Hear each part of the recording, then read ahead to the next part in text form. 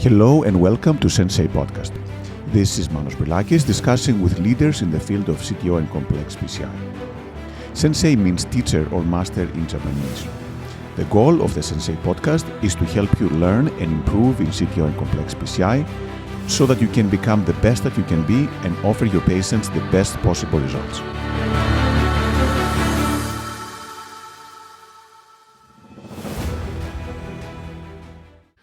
Hello, everyone, and welcome to Sensei Podcast. It is my great pleasure to introduce Dr. Robert Riley, who is the Director of Complex Interventions and CTO Interventions at Overlake Medical Center in Seattle, and one of the people who is really spearheading the algorithm inside the algorithms, the new approach to CTO PCI. So, Robert, thanks again. Super excited to have you today on the podcast. Yeah, thank you so much for having me. It's really an honor for me to be here with you and just, excited to have a conversation. No, it's perfect, and we're looking forward to understanding how did you do it. So let's jump right into it. How did you do it? I suppose that depends. That's either a really long or a really short story. Tell me where to begin. So let's say, how do you train in cardiology intervention, and then how did you end up getting involved into this area? That's a great question.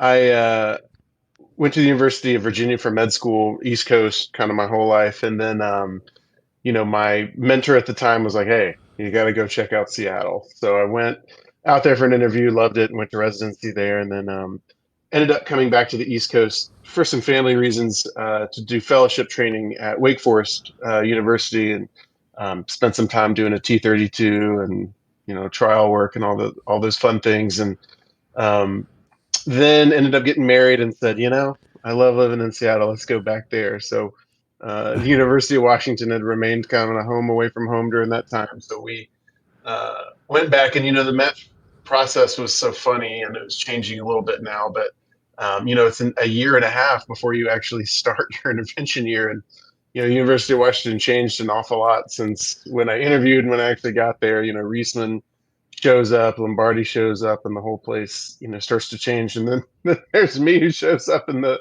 midst of everything, and sort of started looking around all wild-eyed at the new face of interventional cardiology. And I actually showed up. I loved interventional cardiology, wanted to do it since really kind of the end of med school, early internship, and structural was the new cool thing. That was kind of what was going on, and I wanted to do the new cool thing. So, I kind of showed up in Seattle, and Mark Reisman had just showed up, and I thought, well, gosh, man, I'm going to do structural. That's going to be awesome. And, Jamie McCabe was there, obviously, and they were starting to tear it up. And I kind of got in there and started looking at things. And, so Bill's there, right? And Bill had just gotten there. And nobody's really sure what's going on with him. Nobody's sure what he's doing. And, he really, he was the attending who really kind of lets you get your wings under you in a different way than other folks. Everybody's got their sort of different teaching styles. And his was more, all right, get in there and see what you can do, and get in there and rescue you once you can't do it anymore, which is definitely a different way of teaching compared to what I had personally received. And so that was kind of the first, this is different. And then they kind of forced us to go to clinic like half a day a week or something like that, and of course, when you're an intervention here, you just want to nose to the ground in the cath lab and be a cath lab rat. But you really need to be in clinic because you have to understand what you're doing and why you're doing it, not just the technical aspect. And they were really good about kind of making sure that we had that aspect of it. And I ended up doing a lot of my clinic with Bill. I'm not 100% sure why, but and you start to realize that there's these people coming in who other people had really tried to help and just either couldn't or wouldn't, or some combination thereof. And you really start to see, gosh, these people are kind of really symptomatic, and some of them are really miserable. And he was willing to say, well, this is hard, but I think I can help you. And that was different than I think the clinical experience I had before. Not that other people weren't in the same boat of trying to help, but just a different way of looking at a complex problem and saying, well, how instead of saying no, how can I potentially say yes in a responsible way for this person? And, I think seeing that, complex PCI is so different than routine PCI in the sense that, with whatever you want to call it, more routine PCI, you look at it, you're like, okay, great, wire, balloon stent, maybe some atherectomy, whatnot, imaging, hopefully. But with complex PCI, it's much more of an art. There's not always a roadmap, and there is often a couple of ways of approaching it. And so, really, the art is planning it out, figuring out what's the best way to do this. And he was really able to kind of show me that. And I think that's the part of structural that I really liked, was that the 3D nature, the planning, all of that. But this was in the coronary space, and I think that, to me, it really took my internal medicine training, my cardiology training, all of that, and put it together in caring for the patient, but also having some artistic license to figure out the best route, and then all the permeations for all the decision trees that would happen there. And so I think that, combined with this ability to really help people that other people weren't often as willing to, was really kind of how I said, there's something to this. We started spending more time together, and then it was done. I mean, that was it. And I think a lot of it was Bill, right? I mean, he's a bit of an infectious personality, and once you get in that, once you get in the zone of that mothership, you kind of tractor beam in, and yeah, that's kind of how I got started down that road. So you gave up structural Mm-hmm. and went to the complex coronary instead. Yeah, I don't know if I ever gave it up. I don't even know if I got started. I mean, you can ask Mark and Jamie, and they say I don't know if he ever deployed a TAVR valve, but it definitely was, it was the thing that I started off with, and then just again fell in love with complex coronaries just by doing it. So there is the excitement. Obviously, it's hard to resist. Bill has an amazing skill set and personality, as you said, and way of teaching. And then how did that, do you think that you were always thinking about it? Do you think it was just a decision of the moment? How do you make all this switch, and how do you get into this and now stay into this and obviously do great things? Yeah, it was definitely actually a really long thought out process, because we didn't have a CHIP fellowship at that point. And it was mostly Bill just saying, hey, you want to spend an extra year and learn how to do this? And how do we do that? Well, I'm not sure, but I think we have these funds and we can probably make it work. And it was really hard because that was a PG-wide 9 salary living in Seattle. And we really couldn't afford, my wife and I couldn't afford to make rent. So there was a lot of planning that actually went into it. I had to end up moonlighting somewhere just to make ends meet. So it was actually a really long thought out process. And, Bill and I made it work. There was no structure. We did the best we could. And now it's very well structured, and there's a whole program and the whole bit, but we had nothing. I think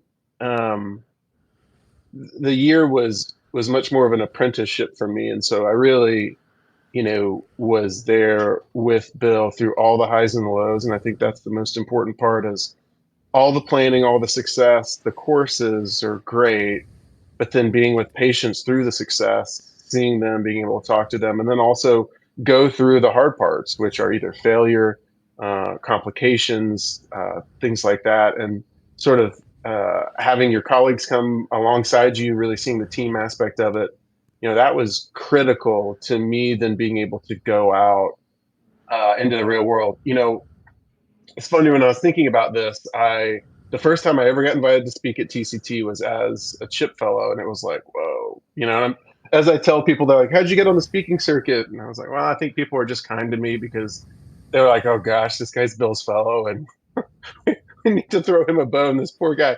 So, that was I think, Marty and Ajay, and they were like, this poor guy, we got to give him a talk. So my first ever talk was actually a debate with you about CHIP fellows and sort of their role and how they should do it. And is CHIP fellowship the right way to do it? Or should we train complex operators? And I remember this image will forever stick in my mind that you showed of this train going really fast and then derailing. And that's the potential that a CHIP fellow can have. And I remember being pretty ticked off at the time, being like, no, that's ridiculous. That's not fair. We're being responsible. But the reality is you're given some pretty awesome power at an early stage to help, but also potentially hurt people. And, if I hadn't had the transition I had, I think that, um, and I can't say whether that illustration was apt or not for my early career. Maybe it was, maybe it wasn't, but I had such an amazing team wrap their arms around me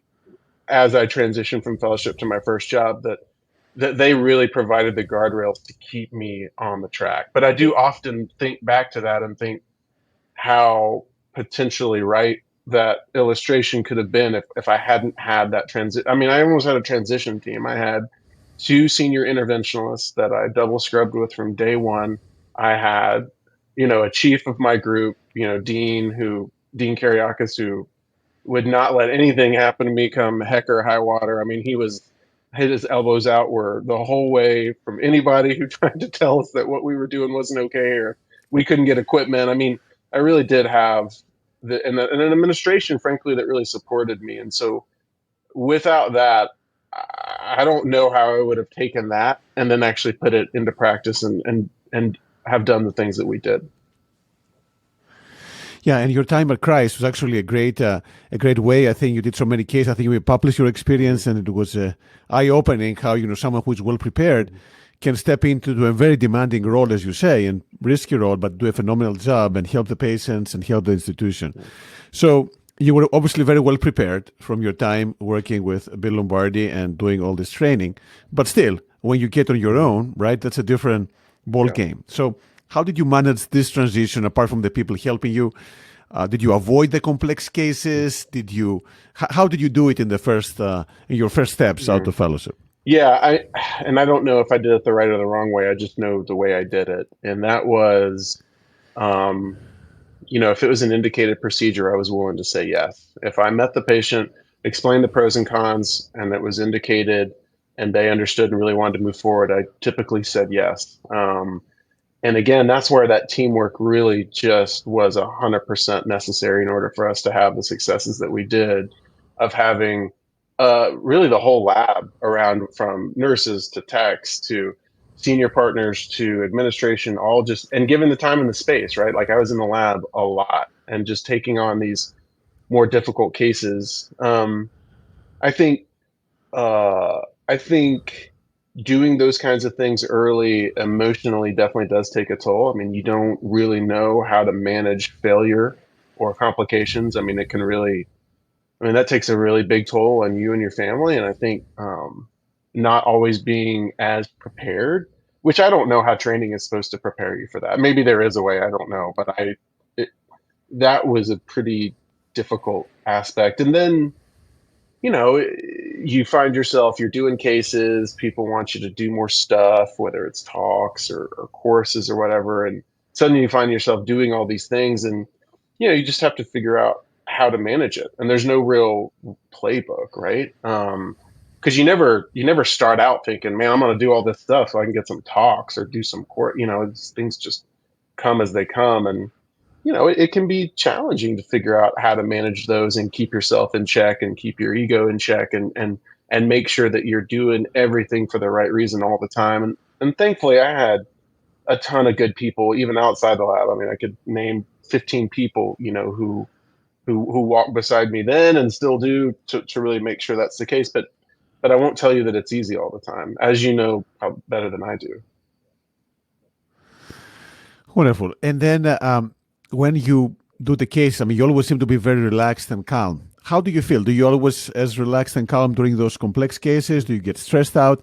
How do you manage the time in the lab? Yeah, I mean, I want to tell you that I'm extremely emotionally mature and I have a level head all the time, and everything's pretty simple, but it's not. I mean, life is hard, right? Your external circumstances affect your professional circumstances and vice versa. And so, there's times where I've gotten to the point where I can look at a case and say, I think it's going to go this way or that way. And if this happens, here's the permutations. And then there's some cases you look at and this is a really hard case. And I think tough cases, live cases, those things always give you a little bit of anxiety, a little bit of butterflies, which I think is actually good, right? When you talk to professional athletes, if you're not a little bit nervous, then there's usually something wrong. But it's just how you manage that, right? How do you get in the zone? How do you sort of mentally get yourself in a place where you just work? And that's really why I think the algorithms are super helpful, because you have a framework to work in. You're not having to think, oh gosh, this is happening. I remember this one time, this thing I could do. No, you say, oh, this is the problem.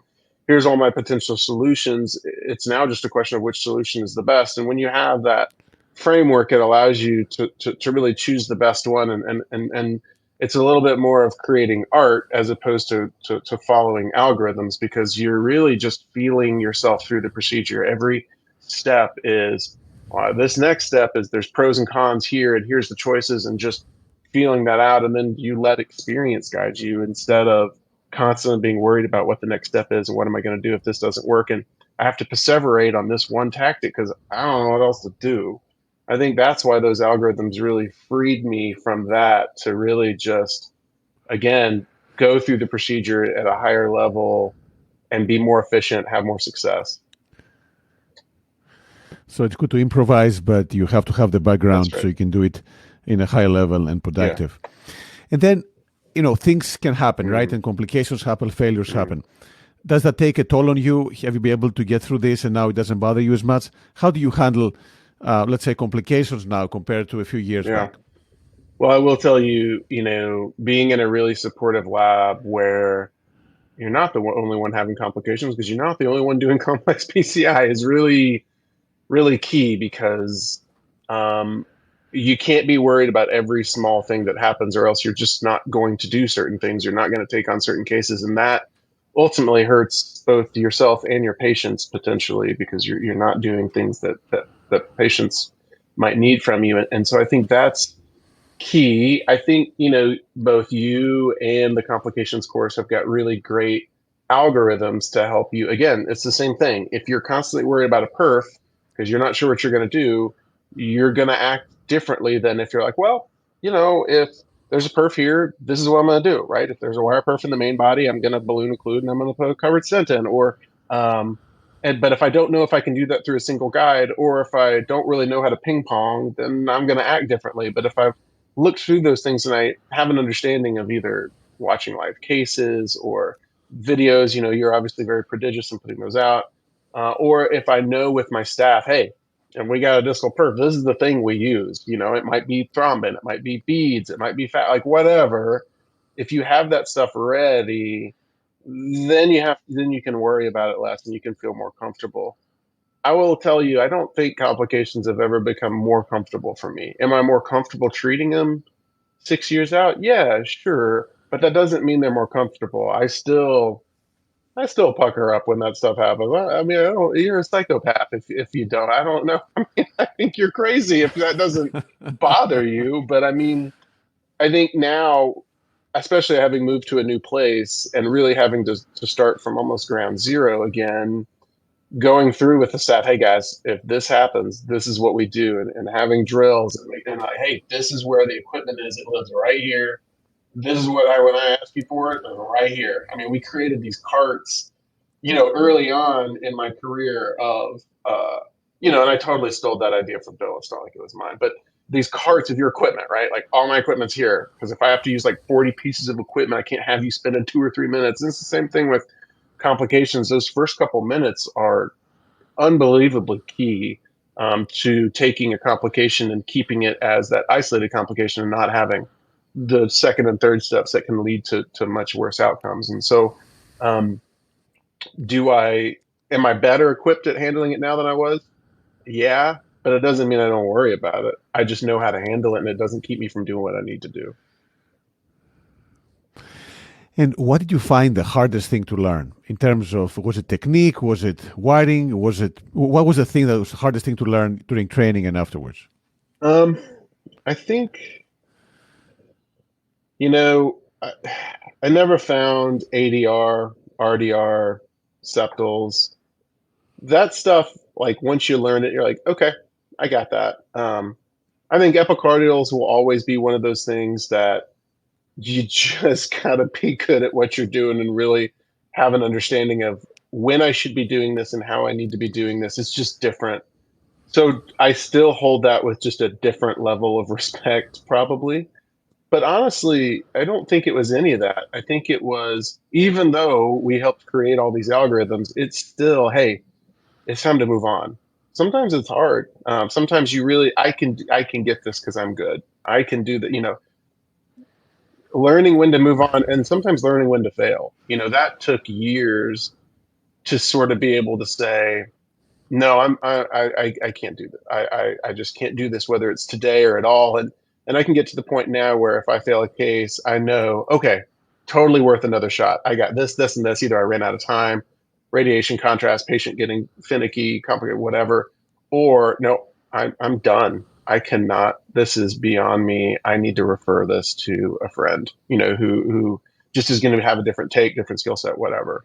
So I think those were some of the biggest challenges in terms of learning, of just moving on, being efficient, and then just learning when you're when to fail. And then when it comes to teaching other people, can you tell that this person is going to be a great city operator, this person is not? Or is it something that you find through a lot of time and spending time with this person? Yeah, I don't think people fall into absolutes, so I don't want to make any overarching comments ever, because people are funny and they surprise you all the time, right? But for the most part, I think having a conversation with somebody and watching them do any case, you kind of get an idea of how are this person's hands. But again, you can, if somebody doesn't have amazing hands, you can teach a little bit of that, and through proper mental training, planning, etc., you can get over some of that lack of technical skill, I think. And the same way with, you can have great hands but be a basket case up top, and you're not able to organize thoughts, you're too impetuous, you don't take your time, you're not patient, or you're just not thinking about this is the right thing for the right person. That's a little bit harder to get over, to be honest. And so I think you can spend some time with somebody and know pretty quick, um, is this going to be an uphill battle, or does this seem like a reasonable thing to move forward with? And so, again, there's no absolutes, but I do think you can know typically pretty quick, with some obvious exceptions. Are there some cases that have stuck with you that you learned the most from over all these years? Yeah, I mean, I think I'll never forget the first time that I really struggled with an ambiguous proximal cap and just did a base power knuckle and realized, A, how easy it was, B, how safe it was, and C, why I hadn't been using it more before. Because it was like, well, gosh, this is really simple. It's pretty safe. It got me around this terrible thing, whether it was ambiguity, impenetrable cap, or whatever. And I think it's one of the best things to teach people. I mean, it can seriously change so many tough things about CTO PCI. It's one of the first things that people are like, oh, I want to learn. And I'm like, dude, you need to learn how to do base power knuckle, because that seriously will change. It'll take some of your classic failures and give you the opportunity to either learn ADR, figure out how to star, these types of things. I mean, really, really, that sticks with me. And then just some patient cases of either I should not have done this case, period, end of story. Like, I remember early on, the first couple of years, trying to do some of these 140 millimeter LEDs that had like 5 to 10 millimeters of runoff, and just failing, and finally calling up, my good buddy Tony DiMartini, and be like, Tony, hey man, I failed this case. I failed a few like this. Can you help me? Can you help me out? And he's like, no, no, that is not a reasonable case. Like, what are you doing? And sort of being able to talk to them about that, about why he felt that way, and understanding the reasoning, and being like, like this was not an intelligent decision up front. Or the patients that had really complex anatomy that you helped, or the ones that where things went wrong. I mean, those will always, or well, hopefully they'll stick with you so that they inform future decision making. Perfect. Now, when it comes to doing all these cases, as you said, they can be stressful, taking the toll on you. How do you keep yourself in good shape to do all that? Yeah. Well, I won't tell you that I've always been amazing at it. I mean, the years built up, and as I said, suddenly you're doing all these cases.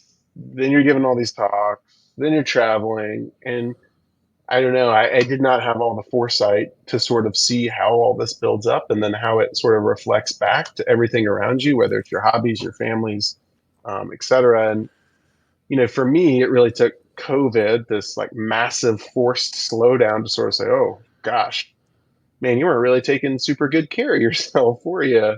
And it was sort of this revelation that really changed a lot of things for me. And, you know, I wasn't maybe taking the best care of myself. Nothing in anything egregious. Nobody would look and say, "Oh, man, this thing happened or this habit developed." It was nothing like that. It's a series of small things where maybe you didn't love to, you weren't doing your hobbies as much, and as minor as that may sound, it actually ends up being a big piece of you. And or gosh, I just was not connecting with my wife or my kid, and it's the small cuts over long periods of time that really can have big ramifications, I think, for a lot of us. And so I think getting a nice reset there of realizing, oh my gosh, I could do none of this without my amazing wife, who is the most supportive person in the entire world, who there is no way I could do any of these things without her being sort of the rock of our family and holding things together, uh, listening to me when I come home for good or for bad, and sort of being the compass that helps kind of keep things on the up and up. So I think having an amazing partner is just, without question, uh, for me, extremely vital. I think having my kids and remember why I'm doing the things that I do. This is at the end of the day, I have to remember as a job, right? And it's to provide income from my family, to raise my kids, for us to have a house to live in. And as amazing as it is more than a job, right? It's a calling. You're helping people, you're transforming lives. You still have to make sure that it doesn't become all encompassing. It's not the thing that defines you. It's not the primary thing of who I am as a person. So I think just remembering to give it proper context. And it shouldn't take away from the amazing things that we do and the training and the time and effort and all that. But when it gets too far over the edge, too far that way, I think there can be some unintended consequences. And we all just need to make sure that we're checking ourselves. I think hobbies are amazingly important. I mean, I think, my faith is a huge piece. My family, my hobbies, being able to just be outside.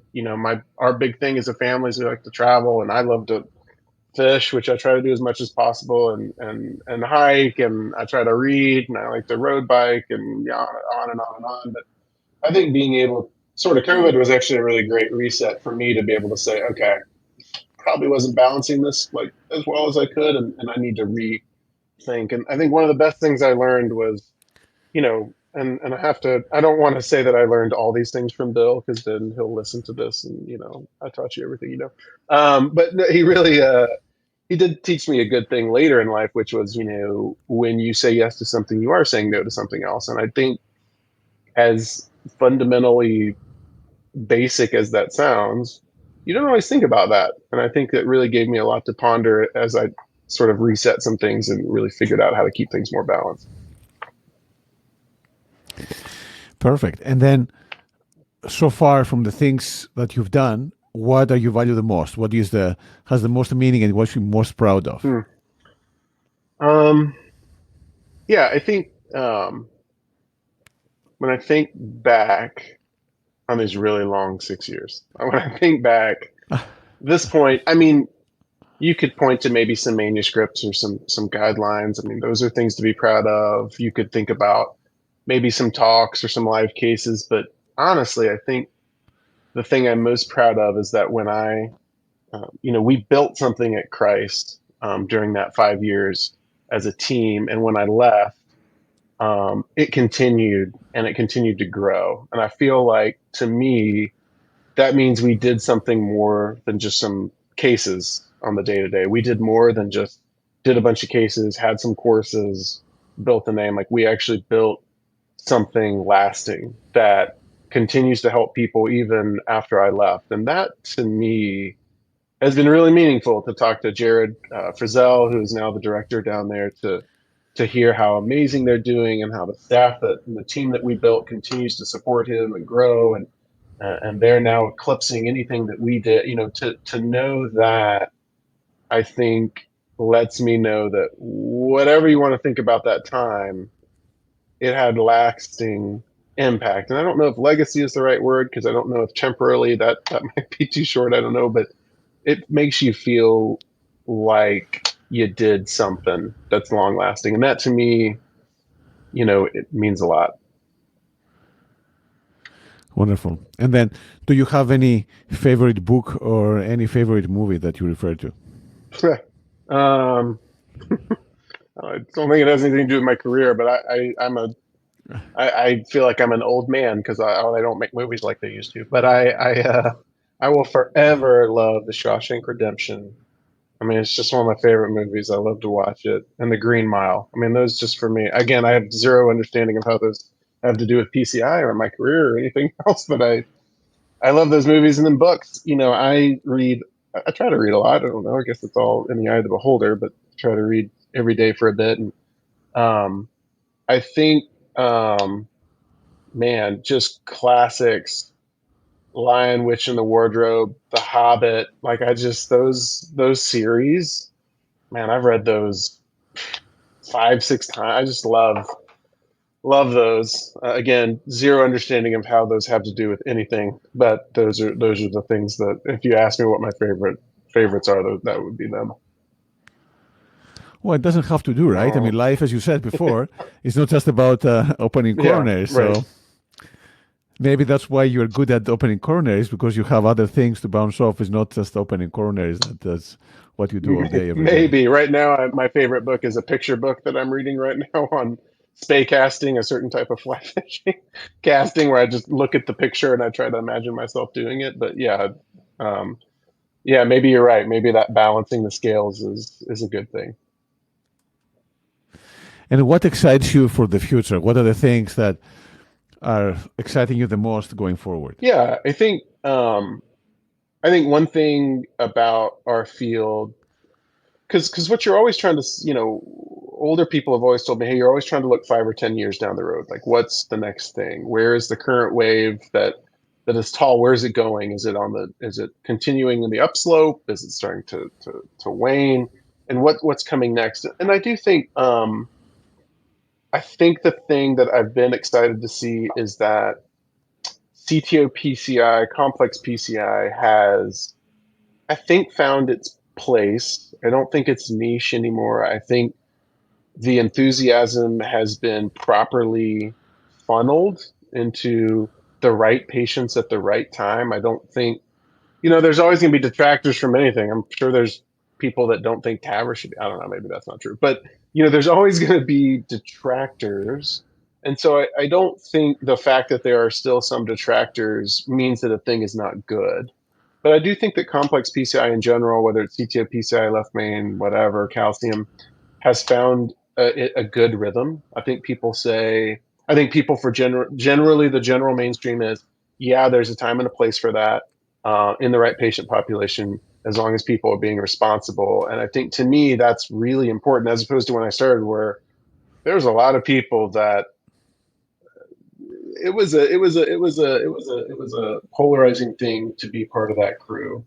And I think it's a little less so now, although obviously not perfect. But I think that to me is really important because it takes you from being sort of on the fringe to hoping more people realize the value and then learn to do it and get patients what they need or refer, right? So I think that's important. And then seeing the field continue to change, right? Really understanding that we have to continue to figure out how to disseminate teaching education on the right patients at the right time with the right people and the right patients. So continuing to do a clinical investigation to figure out what are the hinge points that help you say yes for this person and help this person potentially make their best decision for them.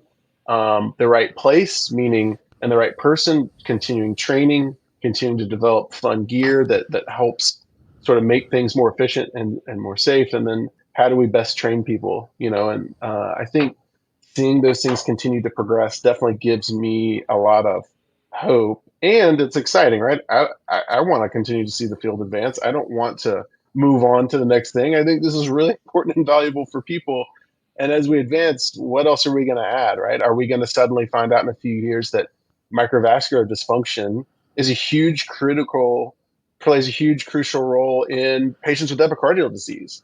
Have we been missing the boat in some of these people? I mean, just continuing to see that not as a detractor, but as an addition to our better understanding of patient care as a whole for patients with coronary disease, and then extending our abilities to help these people achieve their goal, which is often, as you know, just feeling better. Sometimes saving lives, but often just feeling better, you know? And I know you've been very active in Sky, the societies. How has that helped you, or has that been useful for you for becoming who you are, interventionally wise? How did that fit into the picture? Yeah, it was, I think my involvement in the societies has been much like anything else. People just ask you to do stuff, and you're like, sure. Um, I wasn't really sure at first. You didn't often see things coming out of the societies that helped people in my field that often, right? ACC, Sky, AHA. And so I wasn't really sure what my place was in those societies because I didn't see a lot of advocacy for the things that we were doing or anything else. And I think part of that was probably a little bit of nearsightedness. Probably some of it was also maybe just the fact that that might have been a little bit true. I do think Sky has really tried to make a directional change over the past handful of years. I think the past handful of presidents have really started to say, "Hey, this is not that we need to figure out how to have Sky make more of an impact." And so I think you're seeing them say, "Okay, where there is a space for better clinical direction, let's make some guideline consensus statements. Let's make some guidelines in an attempt to serve their constituents in a much better way." And I do think that there's a lot to be said. Are they perfect? No, but having somebody come in and say, we're going to try and provide guidance, I mean, that means a lot. I do think they're trying to be more better advocates for the potential changes coming down the pipe to our profession, everything from non-competes to cuts in reimbursement and all these things, which again, you can poo-poo and say they're not big. They are a big deal. They affect what we do every day, whether you're insulated in the ivory white tower or an everyday working Joe for RVUs. These things really do matter. And I think as the years have gone on and I've gotten a better understanding, you realize how important those things are. I think being involved in some of the committees at ACC, you see similar things just in a different way, right? They're much broader in terms of their scope, and so it's a little bit different in that regard. But they do highly value their, interventional counsel and some other things, and so you do see a lot of similar efforts there.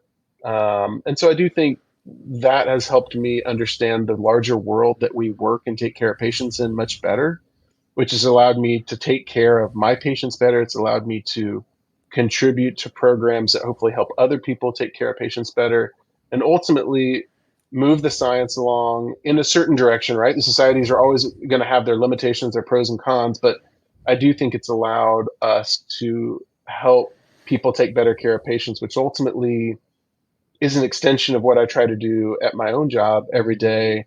And so it's kind of fun to see it on a slightly larger scale. Perfect. So, Rob, if you had to summarize it, to give your top piece of advice for the starting or early career people into this complexity of field, what would those be? Sure.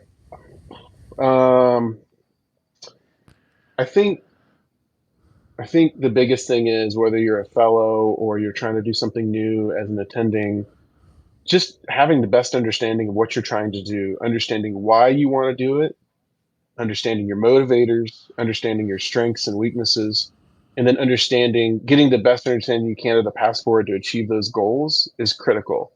I mean, for me, like I said, I found myself early on, things are just sort of happening and oh yeah, sure, and moving on. And I didn't always have a plan until you get smacked in the head with something. And maybe, that old Mike Tyson quote that I'm sure I'll butcher, but everybody has a plan until you get hit in the face. But having that plan and really understanding that there's pros and cons to your plan, understanding the things you'll give up for the things that you're hoping to achieve.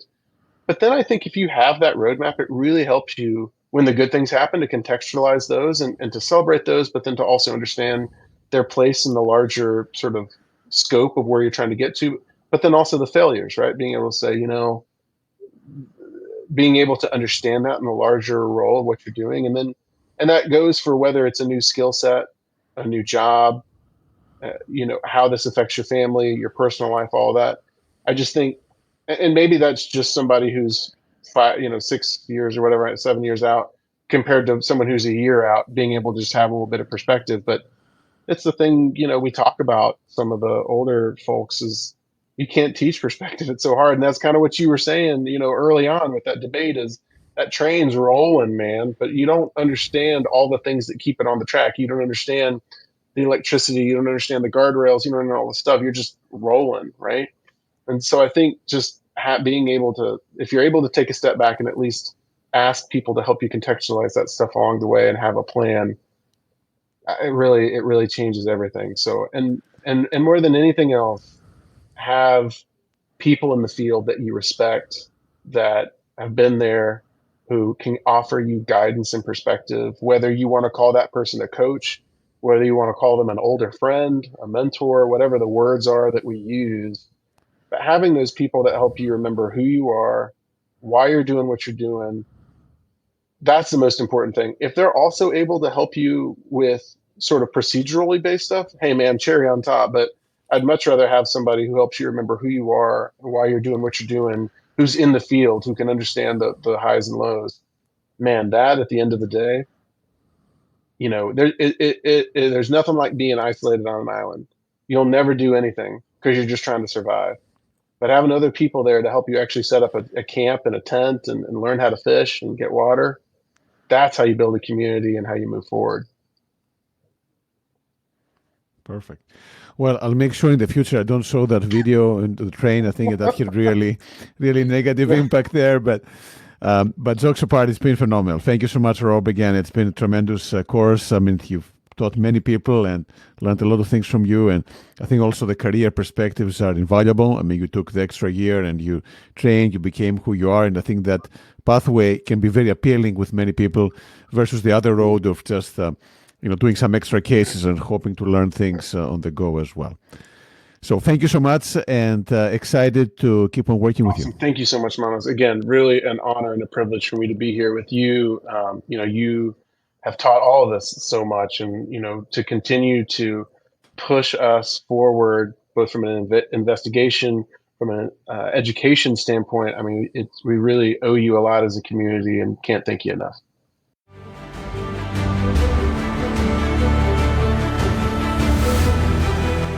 Thank you for listening to the Sensei podcast.